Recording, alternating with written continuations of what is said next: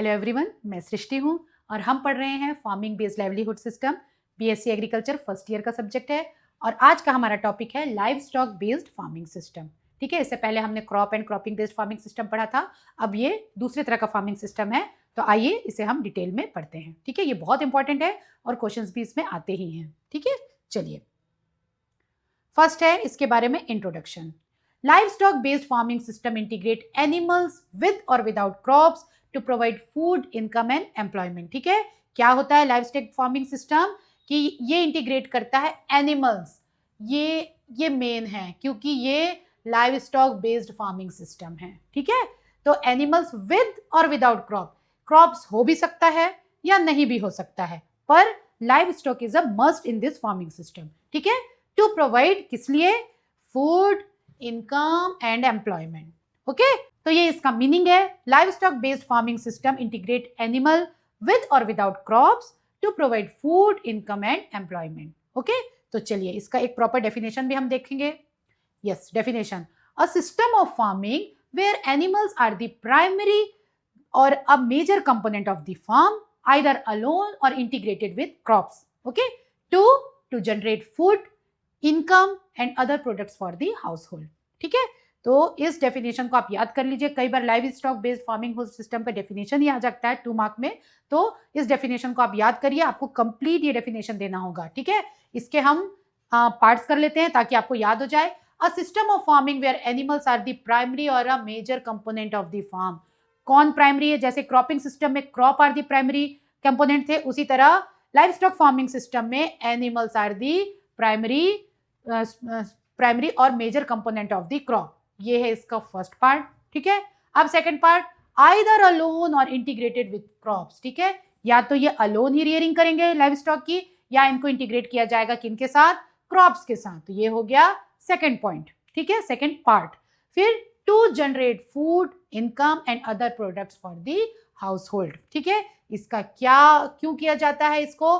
ताकि food, income और other product generate किया जाए हाउस होल्ड के लिए, फैमिली के लिए। ठीक है, तो ये डेफिनेशन आपको ध्यान रखिए। A system of farming where animals are the primary or major component of the system, either alone or integrated with crops to generate food, income and other products for the household. Okay, तो ये हो गया इनका definition. अब चलते हैं इसके types. Okay, तो this is the first type. Last में मैंने जो टेबल दिया उसमें 1-2 टाइप और एक्स्ट्रा है, तो वो भी आप इंक्लूड कर सकते हैं। अभी इसमें हम पास्टोरल या ग्रेजिंग सिस्टम, चराई आधारित प्रणाली। क्या मतलब हुआ इसका? कि लार्ज हर्ड्स और flocks are grazed over natural farms या grasslands, focus on milk and meat. ठीक है, एक नेचुरल ग्रासलैंड में फार्मर क्या करते हैं? अपने कैटल्स को, उनके उसको फ्लॉक्स को, उनके हर्ड को छोड़ देते हैं और वो दिन भर उसमें ग्रेजिंग करते हैं। और इसकी रियरिंग क्यों करते हैं वो लोग? ताकि उनसे मिल्क और मीट का प्रोडक्शन कर सके। ठीक है, अब इसके एडवांटेजेस क्या हैं? Efficient use of natural grassland. ठीक है, जो ग्रासलैंड नेचुरल पड़ी हुई है उसका एक बेस्ट यूज हो रहा है। लो इनपुट कॉस्ट ऑफ प्रोडक्शन कम है इसमें। हमने एनिमल्स रखा है, उनको भेज दिया, उनको हमको एक्स्ट्रा फीड ज्यादा देने की जरूरत नहीं पड़ती है। ठीक है, फिर it is a traditional livelihood for nomadic communities, मतलब जो घुमंतु वाले कम्युनिटी हैं इंडिया के, उन कम्युनिटीज के लिए एक ये ट्रेडिशनल लाइवलीहुड है, ये उनके आजीविका का साधन है। ठीक है, तो ये हो गया पास्टोरल और ग्रेजिंग सिस्टम या चराई आधारित प्रणाली। इसका आप डिटेल नोट कर लीजिए। ये इसका इमेज है, इससे आपको समझ में आ जाएगा कि पास्टोरल या ग्रेजिंग सिस्टम किसे कहते हैं। सेकंड है डेयरी फार्मिंग सिस्टम, जो कि नाम से ही समझ में आ रहा है कि इसमें कैटल्स की रियरिंग इसलिए की जाती है ताकि मिल्क प्रोडक्शन कर सके। ओके, ठीक है, और कमर्शियली मिल्क प्रोडक्शन किया जाता है, उनको सेल आउट करने के लिए ही मिल्क प्रोडक्शन किया जाता है। और इसके advantages: study income from milk. अगर कमर्शियली अगर हम सेल करेंगे मिल्क की तो उनसे हमको स्टडी इनकम मिलता रहेगा। एम्प्लॉयमेंट जनरेशन, आप डेयरी लगाएंगे तो उसमें बहुत सारे लोगों को भी एम्प्लॉयमेंट मिलेगा, आपके फैमिली मेंबर्स को और भी लोगों को एम्प्लॉयमेंट मिलेगा। फिर थर्ड है manures are used as a fertiliser. ठीक है, जो काउडंग से मैन्योर बन रहा है वो मैन्योर जो है एज अ काउडंग यूज होगा। ये हो गया डेयरी फार्मिंग सिस्टम का इमेज। आप देख रहे हैं ये शेड है जहां पे कैटल्स रखे जाते हैं और ये डेयरी फार्म है। स्टॉप।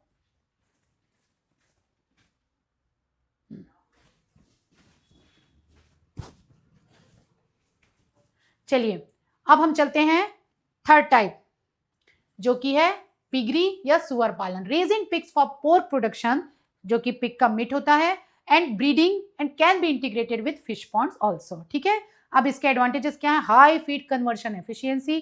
ठीक है, पोर्क जो है वो हाई फीड कन्वर्शन होता है और उसका कॉस्ट भी बहुत अच्छा मिलता है, इंडिया में नहीं पर बाहर में ये है।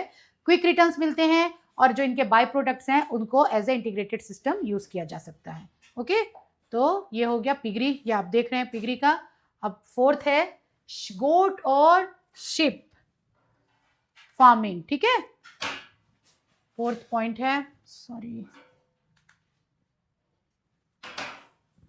फोर्थ पॉइंट है गोट और शिप फार्मिंग, बकरी या भेड़ पालन। Sheep and goats are reared for meat, milk and wool. ठीक है, मीट, मिल्क एंड वूल के लिए इनको रियरिंग की जाती है। ठीक है, और इसके एडवांटेजेस क्या हैं? Suitable for arid and semi arid, arid और सेमी एरिड रीजन का एक ये बहुत पॉपुलर फार्मिंग है। जैसे गुजरात है, राजस्थान है, वहाँ के लोग जिनके लाइवलीहुड का कोई साधन नहीं है वो क्या करते हैं? गोट और शिप फार्मिंग करते हैं। ठीक है, लो इन्वेस्टमेंट नीडेड, बहुत ही कम इन्वेस्टमेंट की जरूरत पड़ती है। और मल्टीपर्पज एनिमल्स, मतलब इनसे हमको ये तीनों बाई प्रोडक्ट, तीनों प्रोडक्ट मिल जाते हैं जिनको वो सेल आउट भी कर सकते हैं और अपनी फैमिली के लिए भी यूटिलाइज कर सकते हैं। ओके, अब नेक्स्ट चलते हैं, ये आपने इसका फिगर देखा। अब फिफ्थ है पोल्ट्री फार्मिंग। पोल्ट्री फार्मिंग जो है वो इंडिया में बहुत ही कॉमन है। ठीक है, इसके बारे में बात करते हैं। इसमें चिकन्स, डक्स और टर्कीज को रियरिंग की जाती है, रेस किया जाता है फॉर एग एंड मीट। ठीक है, इसके advantages, fast income generation, poultry में बहुत जल्दी 2.5 मंथ्स में जो है इनका प्रोडक्ट रेडी हो जाता है सेल आउट करने के लिए, तो बहुत फास्ट इनकम होता है। सेकंड है हाई प्रोटीन सप्लाई, क्या दे रहा है? ये एग और मीट दे रहा है जो प्रोटीन का हाई सोर्स है। ओके, तो इसकी मार्केट वैल्यू भी हाई है। ठीक है, अब एक can be integrated with crops और फिश। ठीक है, पोल्ट्री को क्रॉप और फिश के साथ भी इंटीग्रेट किया जा सकता है, तो ये भी एक इसका एडवांटेजेस है कि अगर आप क्रॉपिंग कर रहे हैं तो उसके साथ आप पोल्ट्री स्टार्ट कर दिए, अगर आप फिशरी कर रहे हैं तो उसके साथ साथ में आपने पोल्ट्री शुरू कर दिया। तो ये हो गया पोल्ट्री फार्मिंग का डिटेल। ये पोल्ट्री फार्मिंग का इमेज है, ये आप सब जानते हैं। ठीक है, अब है डक फार्मिंग। ओके, तो डक फार्मिंग है सिक्स्थ टाइप। डक फार्मिंग, बतख पालन, ducks raised for meat and eggs, also integrated with rice and fish system. ठीक है, क्या होता है कि यहाँ पे डक्स की रियरिंग की जाती है। पहले ये तो नाम से ही समझ में आ रहा है, किस लिए की जाती है? मीट के लिए और एग्स के लिए की जाती है। Also integrated with rice and fish. ठीक है, कैसे होता है राइस एंड फिश? देखिए, राइस फील्ड जो होता है वो ज्यादातर वाटर लॉक्ड होता है, तो उस वाटर लॉक्ड एरिया में हम बतख पालन कर सकते हैं। सिमिलरली फिश है, आपने फिश का पॉन्ड रखा है तो फिश के साथ आप उसमें डक भी रियर कर सकते हैं। ठीक है, तो इसके एडवांटेजेस क्या है? एफिशिएंट स्कैवेंजर्स इन पैडी फील्ड, अगर पैडी फील्ड में आपने डक डाला है तो वहां पे जो कीड़े मकोड़े हैं, वीड्स हैं, वो सारी चीजों को डक खा जाती है, तो उस फील्ड की क्लीनिंग हो जाती है। ठीक है, अब आपने राइस या फिर फिश के साथ अगर आपने डक फार्मिंग की है तो आपको क्या हो रहा है? एडिशनल इनकम हो रहा है और इससे एग और मीट का प्रोडक्शन हो रहा है जिसकी मार्केट वैल्यू बहुत है क्योंकि ये प्रोटीन के रिच सोर्स हैं। ये डक फार्मिंग का इमेज है, आप देख सकते हैं डक की रियरिंग की जा रही है इसमें। अब है ओवरऑल एडवांटेजेस। अगर आपसे पूछा जाता है कि explain the advantages of livestock farming, तो you should write this points. Okay, पर ये आपकी हेडिंग है, इसके अंदर का 2-3 लाइन का मैटर यू शुड नो और यू शुड राइट। ओके, तो फर्स्ट पॉइंट बहुत इंपॉर्टेंट क्या है? Multiple sources of income. हम क्या कर रहे हैं इसमें? डेयरी कर रहे हैं। ठीक है, पोल्ट्री डेयरी कर रहे हैं, फिर पोल्ट्री कर रहे हैं, शिप प्रोडक्शन, गोट प्रोडक्शन हो रहा है, शिप प्रोडक्शन हो रहा है। ये सब चीजों से ये सारे प्रोडक्ट्स हमको मिलते हैं। कौन कौन से? Milk, meat, eggs, wool and hides. ठीक है, तो इन लाइव स्टॉक फार्मिंग से हमको बहुत सारे सोर्सेस ऑफ इनकम मिलते हैं क्योंकि इनके प्रोडक्ट्स भी बहुत सारे हैं। ठीक है, एंड मोस्ट इंपॉर्टेंट, ये प्रोडक्ट्स बहुत हाई वैल्यू प्रोडक्ट्स हैं जिनकी मार्केट वैल्यू बहुत अच्छी है और फार्मर्स को इससे बेटर इनकम मिल सकता है। Second, provide manure for crop and cuts the fertiliser cost. ठीक है, अगर आप क्रॉपिंग भी कर रहे हैं उसके साथ लाइव स्टॉक कर रहे हैं तो जो लाइव स्टॉक के डंग है, काउ डंग है, ये सारे जो हैं ये क्या करते हैं? मैन्योर और कंपोस्ट बनाने का काम करते हैं। इनसे हम FIM बना सकते हैं। तो इन सब जब मैन्योर बन जाता है तो क्या करते हैं? अगर हमने उसको अप्लाई किया तो ये हमारा फर्टिलाइजर के कॉस्ट को कम कर देगा, हमको उतनी फर्टिलाइजर देनी नहीं पड़ेगी। ठीक है, uses farm by products efficiently, ठीक है। जैसे कि हम बात करते हैं राइस और डक फार्मिंग का, तो राइस फार्मिंग में क्या हुआ कि राइस में जो वीड थे वो डक ने ले लिया, और डक के जो एक्सक्रीटा है वो राइस के लिए न्यूट्रिशन का काम करेंगी। तो इस तरह से ये बाय प्रोडक्ट्स जो हैं एक दूसरे को कॉम्प्लीमेंट करते हैं, ठीक है। Reduces risk in case of crop failure. अगर आप सिर्फ क्रॉपिंग सिस्टम कर रहे हैं, आपने अगर उसके साथ लाइव स्टॉक कर लिया और आपकी क्रॉप फेल हो गई, तो आपके पास एक इनकम सोर्स बचा रहेगा, ठीक है। तो क्या होता है कि रिस्क के समय में ये बहुत फायदे का काम है, इसलिए बहुत सारे लोग गांव में लाइव स्टॉक जरूर करते हैं, और ज्यादातर फार्मिंग के साथ क्रॉपिंग के साथ लाइव स्टॉक यहाँ बहुत कॉमन है, ठीक है। अब लास्ट पॉइंट है enhances nutrition and employment in rural areas. Nutrition कैसे बढ़ रहा है, क्योंकि ये सारे जो हैं वो प्रोटीन के सोर्सेस हैं जो गांव में अपने घर में न्यूट्रिशन को बढ़ावा दे रहे हैं, और साथ में ये एम्प्लॉयमेंट देता है, ठीक है। मतलब अगर आपने पोल्ट्री फार्मिंग लगाई है, पोल्ट्री कर रहे हैं, अगर आप हम डेयरी फार्मिंग कर रहे हैं, तो एक बड़ा यूनिट लगता है, और उस यूनिट से क्या होता है कि रूरल एरिया में एम्प्लॉयमेंट मिलता है, ठीक है। तो ये कितने पॉइंट हो गए, 1 2 3 4 5, और इसे आप कर सकते हैं 6, ठीक है। तो ये 6 पॉइंट जो है वो ओवरऑल एडवांटेजेस हैं। इन पॉइंट को आप लिख लीजिए, ध्यान में रखिए, ठीक है, कि क्या है। अगर 4 नंबर में भी ये पॉइंट पूछा जाता है, 2 नंबर में भी पूछा जाता है, तो आप इसे लिख के इसका थोड़ा सा डिटेल लिखेंगे तो आपका आंसर सफिशिएंट होगा, ठीक है। चलिए, अब एक ये टेबल है, बहुत ध्यान से देख लीजिए, क्लिक कर लीजिए या नोट डाउन कर लीजिए। अगर ये टेबल आपको याद है तो आप इस लाइव स्टॉक फार्मिंग सिस्टम का हर क्वेश्चन बना पाएंगे, ओके। तो क्या है ये, थोड़ा सा हम डिटेल समराइज कर लेते हैं इसको। पास्टोरल या ग्रेजिंग सिस्टम, जिसमें animals grazed on natural pastures, ठीक है। इसके एग्जांपल हैं sheep and goat in Rajasthan. Next है mixed crop and livestock, crops and animals are raised on same farm, जैसे कि rice, fish plus duck. Dairy farming, specialised milk production, जैसे कि Amul cooperatives. Poultry farming, chicken, duck, turkeys are raised, जैसे कि broiler forms जो India में बहुत हैं।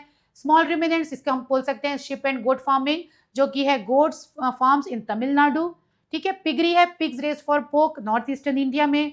डक फार्मिंग है, duck raised for eggs and meat, और ये कहाँ ज्यादा कॉमन है, केरला में, ठीक है। और इंटीग्रेटेड लाइव स्टॉक फिश, जिसमें livestock integrated with fish और फिश पॉन्ड्स, और ये कहाँ है, इसका एग्जाम्पल है fish cum pig cum fish farm in Assam, okay. तो ये टेबल आपको एक समराइज करता है लाइव स्टॉक सिस्टम या लाइव स्टॉक फार्मिंग सिस्टम का, तो इसको आप नोट डाउन कर लीजिए, ठीक है। ये बहुत इंपॉर्टेंट है, इसमें सारे का डिटेल है प्लस एग्जाम्पल है। अगर आपने अपने आंसर में एग्जाम्पल कोट करते हैं तो आपके आंसर की वैल्यू बढ़ जाती है, ठीक है, आपको मार्क्स उसमें बेटर मिलेंगे, ठीक है। तो ये टेबल आप ध्यान कर लीजिए और इसको नोट डाउन कर लीजिए। तो ठीक है, ये topic live stock based farming system यहाँ पर खत्म होता है। अब हम नए टॉपिक के साथ इसी के कंटिन्यूएशन में मिलेंगे, और तब तक के लिए नोट डाउन करिए, और बेस्ट ऑफ लक।